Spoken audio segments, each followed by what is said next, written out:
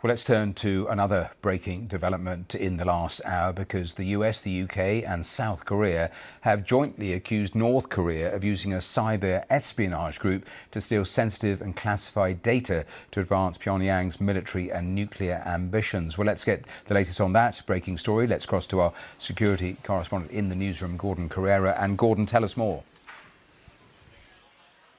Yes, this is an advisory just put out in the last hour or so, a joint one by, as you said, the US, the UK and South Korea, warning of a specific North Korean hacking group codenamed Andariel, which they accuse of stealing quite interesting information, military and defence and even nuclear information, going after particularly companies, everything from military hardware to uranium enrichment in the nuclear field to drone technology, and trying to get hold of that for North Korea. A couple of interesting things, I think, about this. The fact that it's a joint advisory from these countries, the fact that they name some of the other countries being targeted as well, including, they say, I think, India and Japan, but also the fact they say that this group funds itself through ransomware.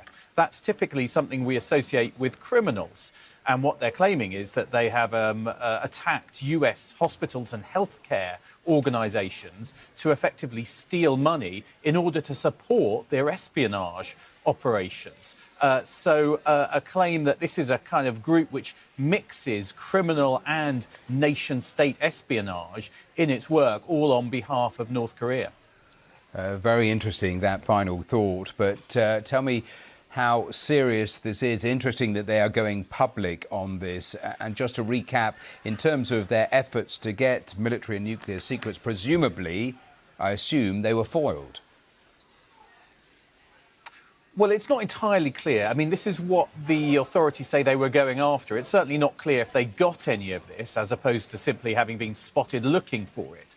And that's not entirely clear from the advisory we've had, even though it's clearly significant information. We do get these kind of advisories increasingly regularly, though, from the authorities as they warn about different groups, whether it's particularly North Korea, but also Russia and China seeking often intellectual property, espionage, confidential information, this kind of activity. And one of the things you see is governments calling out other governments, accusing them of doing it, but also using that to put information into the public domain for companies that might be being targeted so that they can better defend themselves against these kind of attacks.